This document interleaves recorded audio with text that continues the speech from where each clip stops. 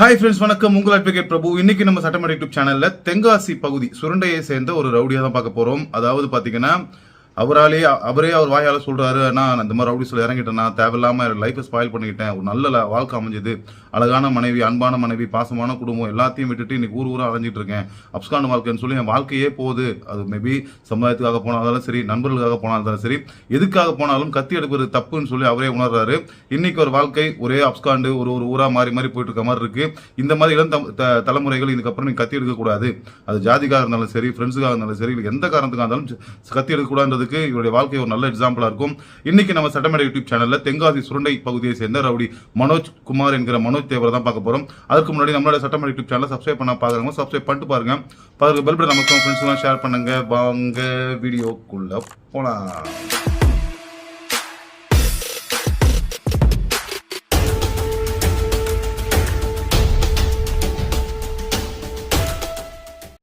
முதலாவதாக பாத்தீங்கன்னா யார் இந்த மனோஜ்குமார், எந்த ஊரை சேர்ந்தவர்னு பாத்தீங்கன்னா தூத்துக்குடி மாவட்டம் 3ஆம் மைல் பகுதியை சேர்ந்த மகேந்திரன் செல்வி இந்த தம்பதியினரின் மூத்த மகன் தான் இந்த மனோஜ் என்கிற மனோஜ்குமார் தேவர். கூட பிறந்தது பாத்தீங்கன்னா 2 தம்பிகள், மதிக்குமார், முத்துக்குமார். படித்தது பாத்தீங்கன்னா ஐடிஐ வரைக்கும் படிச்சிருக்காரு. இவரது அப்பா மகேந்திரன் தூத்துக்குடியில ஒரு பெரிய ரவுடியா இருந்திருக்காரு. கட்ட பஞ்சாயத்து ரவுடிசம் சொல்லி பயங்கரமா பண்ணிருக்காரு. ஒரு கட்டத்துல அவர் கூட இருந்தவங்களால துரோகத்தாலே பாத்தீங்கன்னா மனோகரன் என்பவர் பண்ண துரோகத்தால அவருக்கு ரூட் எடுத்து கொடுத்து அவரை கொலை பண்ணிடுறாங்க. பிறகு அவங்க அம்மா என்ன பண்றாங்கன்னா, இங்க இருந்தா நம்ம பசங்க 3 பேரும் தேவையில்லாம ரவுடிசம் ஆயிடுவாங்க, ரவுடிஸ்ல இறங்கிடுவாங்கன்னு சொல்லி என்ன பண்றாங்க, தென்காசி மாவட்டம் சுரண்டைக்கு போய் செட்டில் ஆயிடுறாங்க. அப்பயும் பாத்தீங்கன்னா எப்படி பார்த்தாலும் அந்த கத்தி எடுத்தது வந்துடும், பரம்பரையா அப்பா எடுத்தது பிள்ளை எடுத்துருவான்ற மாதிரி. 2018 என்ன பாத்தீங்கன்னா சுரண்டை காந்தி பஜார்ல மணக்கரை பேச்சுமுத்து ஐயா அவருடைய பிறந்த நாளுக்கு இவங்க எல்லாம் என்ன பண்ணிருக்காங்க, கேக் வெட்டிருக்காங்க. யார் யார் கேக் வெட்டுறாங்கன்னா, மனோஜ், சபரி செல்வம், கருப்புசாமி 3 பேரும் கேக் வெட்டுறாங்க. மாட்டு சமூகத்தை சேர்ந்த அழகு சுந்தரம் என்பவர் என்ன பண்றாரு, இங்க பிரச்சனை பண்றாரு, நம்ம ஜாதி ரீதியாக கேக் வெட்டக்கூடாது அப்படி இப்படின்னு பண்ணவே சொல்லி என்ன பண்றாரு, சபரி செல்வம் என்பவரை அடித்து விடுறாரு. இதனால் மனோஜ் என்ன பண்றாரு, அந்த அழகு சுந்தரம் என்பவரை வெட்டுறாரு. சுரண்டை காவல் நிலையத்தில் கொலை முயற்சி வழக்கு பதிவு பண்றாங்க. 3 பேரையும் தேடுறாங்க. ஒரு வாரம் கழித்து ஆலங்குளம் கோர்ட்ல சரணடைகிறாங்க. மனோஜை பாத்தீங்கன்னா 18 வயசு கீழே, அதனால நெல்லை ஜுனைல அடைக்கிறாங்க. மற்ற 2 பேரையும் பாளையங்குண்ட சிறையில் அடைக்கிறாங்க. 1 மாசம் கழிச்சு ஜாமீன்ல வெளியே வரார். அடுத்து பாத்தீங்கன்னா சரி இந்த ஊர்ல இருந்தா பிரச்சனைனா அந்த ஊருக்கு போறாரு. ஒரு வாரம் அடுத்து கொஞ்ச நாள்லயே பாத்தீங்கன்னா ஒரு மாதம் கழித்து 2018 டிசம்பர் மாதம் தூத்துக்குடி பைபாஸ் பாலத்துக்கு பக்கத்துல பாத்தீங்கன்னா இவங்க அப்பா கொலையில கூடவே இருந்து துரோகம் பண்ணி ரூட் எடுத்து கொடுத்த சுரேஷ் என்பவரை பாக்குறாரு. கோவத்துல என்ன பண்றாரு, அவரை வெட்டிடுறாரு. தூத்துக்குடி டவுன் போலீசார் கொலை முயற்சி வழக்கு பதிவு செய்து தேடுறாங்க. யாரும் பாத்தீங்கன்னா மனோஜ், விக்கி, தம்பா 3 பேரையும் தேடுறாங்க. மனோஜ் அப்ஸ்காண்ட் ஆகிறாரு. ஏபி போடுறாரு. 1 மாசம் கழிச்சு ஜாமீன் கிடைக்குது. சிறையில் இருந்த போது பாத்தீங்கன்னா பள்ளிக்கோட்டை பகுதியை சேர்ந்த மாடசாமி மற்றும் ஒரு தம்பி சுபாஷ் இவங்களுடைய பழக்கம் கிடைக்குது. மாடசாமி கூட தான் கொஞ்ச நாள் டிராவல் பண்றாரு. குற்றாலத்துல ஒரு ரூம் எடுத்து தங்குறாங்க. கத்தி, வெடிகுண்டு எல்லாமே கையில இருக்குது. யாரோ பார்த்துட்டு போலீஸ்க்கு இன்ஃபர்மேஷன் கொடுத்துறாங்க. ஏதோ ஒரு கூலிப்படம் குற்றாலத்துல அப்ஸ்காண்ட் ஆயிருக்காங்க. ரூம் எடுத்து தங்குறாங்கன்னு உடனே நேரம் என்ன பண்றாங்க, எல்லாம் எஸ்கேப் ஆகி மீண்டும் சுரண்டைக்கே வராங்க. அவங்க வீட்டிலே மனோஜ் வீட்டிலே எல்லாரும் தங்குறாங்க. பிறகு சுபாஷ் என்ன பண்றாரு, அதாவது மாடசாமி தம்பி சுபாஷ் என்ன பண்றாரு, எல்லாரும் ஒரே டைம்ல இருக்க வேண்டாம், ஒரு ஊருக்கு போயிடலாம்னு சொல்லி சுபாஷ் என்ன பண்றாரு, அவங்க கிட்ட இருந்து கைண்டின்னு வேற ஊருக்கு போறாரு. இப்ப இவங்க என்ன பண்றாங்க, மனோஜ் மற்றும் மாடசாமி எல்லாருமே பாத்தீங்கன்னா அருணாச்சல புத்தூர் அப்படின்னு ஒரு ஏரியால 2 வீலர்ல போயிட்டு இருக்காங்க. கரெக்டா 2 வீலர்ல போயிட்டு இருக்கும்போது பாத்தீங்கன்னா ஒரு வேன்காரர் என்ன பண்றாரு, அணைச்சுட்டு போறாரு. அணைச்சுட்டு போகவே வேன்காரருக்கும் இவங்களுக்கும் பயங்கர ஒரு வாக்குவாதம் ஆகுது. வெட்டுருவேன் குத்துருவேன் மாறி பேசிக்கிறாங்க. சொல்லிட்டு போயிட்டு என்ன பண்றாங்க, ஒரு டீகல்ல நிக்கிறாங்க. டீகல்ல நிற்கும் போது பாத்தீங்கன்னா அந்த வேன்காரரோட ஊர் தான் போல அந்த ஊரு. போன் பண்ணி வர வச்சுக்கிறாரு.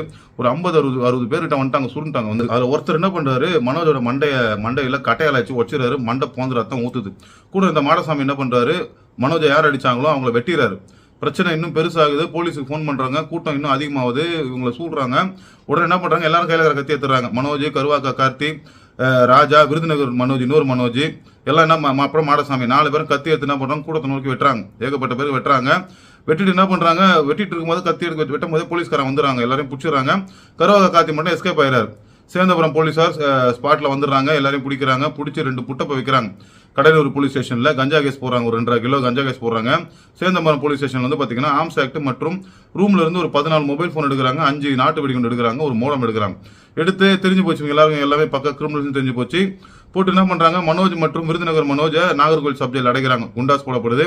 மாடசாமியை பாத்தீங்கன்னா மதுரை மத்திய சிறையில் அடைக்கிறாங்க. எல்லாரும் 3 பேரும் குண்டாஸ் போடுறாங்க. 1 வருஷம் கழிச்சு, அதாவது 2021 தான் வெளியே வராங்க. வெளியே வரும்போதே பார்த்தீங்கன்னா இவங்களுக்கு கண்டிஷன் பேல் தான் வெளியே அனுப்புறாங்க. சேந்தமரம் ஸ்டேஷனில் நீங்க கண்டிஷன் பேல் சைன் போடணும்னு சொல்லி தான் அனுப்புறாங்க. 2 நாள் தான் சைன் போட்டிருப்பாரு. அதுக்குள்ள சம்மந்தமே இல்லாமல் என்ன பண்றாங்க, மதுரை திருமங்கலம் போலீசார் பிடிச்சி என்ன பண்றாங்க, புட்டப்ப போடுறாங்க. அது யார் மேலேனா இவர் மேலேயும் மாடசாமி மேலேயும் போடுறாங்க. மாடசாமி சிறையில் இருக்கிறாரு. ஆனால் என்ன பண்றாங்க, இவரை புடிச்சுன்னு போயிடறாங்க. புடிச்சுன்னு போயிட்டு புட்டப்ப போடுறாங்க. எப்படின்னு புட்டப்ப போடுறாங்கன்னு பார்த்தீங்கன்னா, ஆம்ஸ் ஆக்ட் கத்தியை காமிச்சு பணம் பறித்தான்னு சொல்லி ஒரு ஆம்ஸ் ஆக்டும் போட்டு மதுரை மத்திய சிறையில் அடைக்கிறாங்க. 4 மாதம் கழித்து தான் ஜாமீன்ல வெளியே வரார். மதுரை மத்திய சிறையில் இருந்தபோது பார்த்தீங்கன்னா மாடசாமி என்ன சொல்றாருன்னா, நீ ஊருக்கு போகாத, நீ போன மறுபடியும் அவனை பிடிச்சி புட்ட போடுவாங்க, நீ திருப்பூருக்கு போ, தம்பி சுபாஷ் அங்கதாங்கிறான்னு சொல்லி அனுப்பி விடுறாரு. 2022 மறுபடியும் வெளியே வந்து 2022 மனோஜ் சொன்ன மாதிரியே திருப்பூருக்கு போறார். திருப்பூர்ல பல்லடம் அப்படின்னு ஒரு இடத்துல வீடு எடுத்து வாடகைக்கு இருக்கிறாங்க எல்லாம். அங்க போயிடுறாரு. அங்க போனா பாத்தீங்கன்னா யார் யார் இருக்கான்னா, மனோஜோட தம்பி சுபாஷ், வடிவேல் முருகன் மற்றும் நிறைய பேர் அந்த ரூம்ல இருக்கிறாங்க. லோக்கல்ல இருக்கிற பசங்க எல்லாம் பாக்குறானுங்க, யார் இவனுங்க, வேலைக்கும் போக மாட்டாங்க, திருநெல்வேலி பசங்களா தெரியுது குரல் எல்லாம், வெளியே வேலைக்கும் போக மாட்டானு, கையில கத்தி மரம் இருக்குது, ஒரு மாதிரி பேசினுக்கிறானுங்க, எல்லாம் போதையில இருக்கிறாங்க ஒரு மாதிரி சொல்லி என்ன பண்றாங்க, அந்த ஏரியால அந்த ஏரியா கவுன்சிலர்கிட்ட போய் சொல்றாங்க. கவுன்சிலர் என்ன பண்றாரு, அந்த பசங்களை கூட்டு நேரம் ரூமுக்கு வராரு. ரூமுக்கு வந்து கேட்கவே என்ன ஆகுது, இவங்களுக்கு அவங்களுக்கும் ஒரு மாதிரி வாய் தகராறாகி லாஸ்டா கைகளை புண்டாயிருது. அப்புறம் லாஸ்டா ஒரு 5-6 பேர் ரூம்ல இருந்தவங்க எல்லாம் என்ன பண்ணாங்க, கத்தி எத்தனை வந்துட்டாங்க.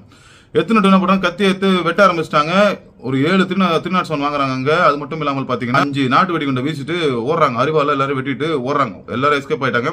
ஒருத்தர் மட்டும் மாட்டிக்கிறாரு. அந்த ரூம் எடுத்து குத்தாரு பாத்தீங்கன்னா, அவர் மட்டும் மாட்டிக்கிறாரு. அவர் மூலம் இவங்களை கண்டுபிடிச்சிட்டாங்க. இவங்க எவ்வளவு பெரிய அக்யூஸ்டிங் எல்லாம், இவங்க எல்லாம் கொலை செய்யற கூட்டம்னு சொல்லி எல்லாரையும் கண்டுபிடிச்சிடறாங்க. பல்லடம் போலீசார் எல்லாம் தெரிஞ்சுக்கிட்டு பல்லடம் போலீசார் ஏகப்பட்ட வழக்க போடுறாங்க. ஒரு 7 307 வெடிகுண்டு வழக்கு, ஆம்ஸ் ஆக்ட்னு வழக்க போட்டு இவங்க எல்லாம் தேடுறாங்க. எல்லாருமே அப்ஸ்காண்ட் ஆகிட்டு எல்லாம் ஏபி போறாங்க. கிட்டத்தட்ட ஒரு 8 மாசம் கழிச்சு தான் ஏபி கிடைக்குது. 2022 ஃபுல்லா அப்ஸ்காண்ட் ஆயிடுறாங்க. இந்த ஏபி கிடைக்கிற வரைக்கும் 2022 ஃபுல்லா எங்க கிடைக்குதோ, எந்த ரூம் கிடையாது, எங்கன்னா தங்கிட்டு சமையல் செஞ்சுட்டு அப்படி இப்படின்னு வாழ்க்கை ஓடுது. 2023 ஸ்டார்டிங் என்ன பண்றாரு, கல்யாணம் பண்றாரு. கல்யாணம் பண்ணிட்டு இதுக்கப்புறம் திரும்பி வாழணும், எந்த குற்றம் சொல்லி விட்டு விடக்கூடாது சொல்லி யோசிக்கிறார். கரெக்டா 2023 ஜூலைல என்ன பண்றாங்க, சுரண்டை போலீசார் என்ன பண்றாங்க, வீட்டுல இருக்கும்போது தூயின் போயிட்டு புட்டப்ப போறாங்க. கஞ்சா மற்றும் கத்தியை காமிச்சு வழிப்பறி பண்ணாருன்னு சொல்லி தென்காசி சப்ஜெயில் அடைக்கிறாங்க. 15 நாள் கழிச்சு ஜாமீன்ல 15 நாள் தென்காசி ஜெயில இருக்காரு. அதுக்கு அடுத்தது பேராவூர்ணி ஸ்டேஷன் ஜெயில வைக்கிறாங்க. ஒரு 20 நாள் கழிச்சு ஜாமீன்ல வெளியே வராரு. தூத்துக்குடியில மனைவியோடு போயிட்டு ஒரு வீட்டுல தங்குறாரு. ஒரு வாடகை எடுக்கிறாரு, வேலைக்கு போறாரு, எந்த குற்ற செயலும் செய்யாம இருக்காரு. நல்லா தான் வாழ்க்கை போகுது, ஒன்றும் பிரச்சனை இல்லாம போகுது. ஒரு வருஷம் ஜம்மு தான் போயிடுச்சு. இப்போ போன மாசம் 2024 ஜூன் மாசம் என்ன பண்றாங்க, தேவர்குளம் அப்படின்ற ஒரு இடத்துல மனோஜின் தம்பி முத்துக்குமார் மற்றும் அவரது ஃப்ரெண்டு ராமர் 2 பேர் என்ன பண்றாங்க, ஒரு பணத்தகராறுல மாறி நீ அவனை கூட்டணும் இவனை கூட்டணும்னு சொல்லி உசுப்பேத்தி விட்டு கூட்டினவரை வச்சு 2 பேரையும் பாத்தீங்கன்னா மாட்டு சமூகத்தை சேர்ந்தவர்கள் ஒரு காட்டு பகுதியில் வச்சு ஒரு 6 பேர் சேர்ந்து 2 பேரை துணி உடம்புல விட்டு துணி இல்லாம பச்சை மட்டையை வச்சு செம்ம அடி அடிச்சுக்கிறாங்க.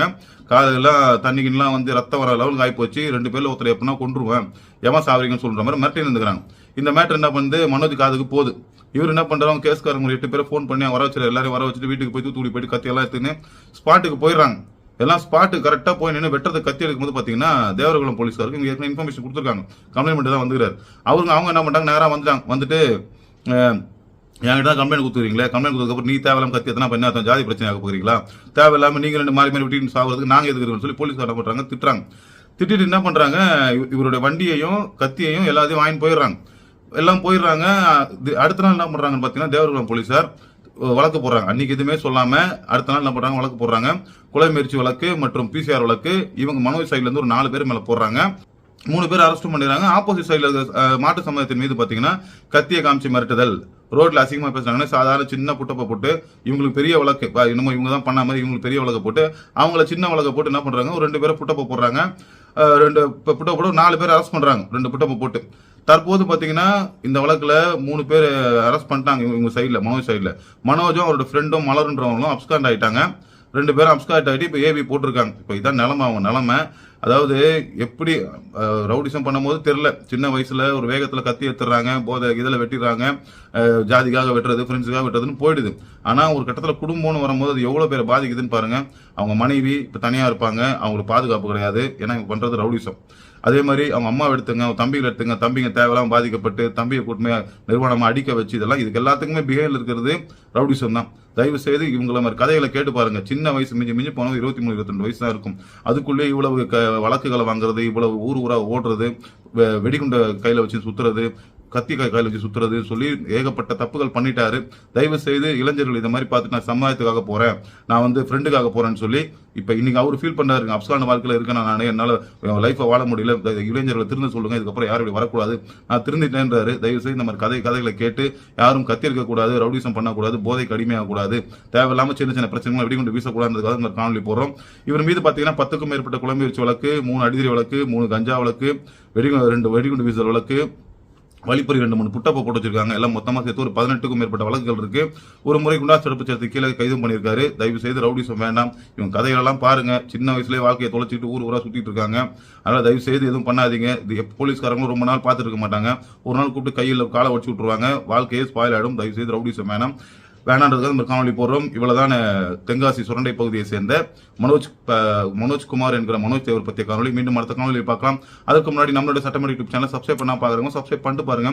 பெல் பட்டன் நமக்கு ஷேர் பண்ணுங்க. மீண்டும் அடுத்த காணொலியில் பார்க்கலாம். நன்றி, வணக்கம்.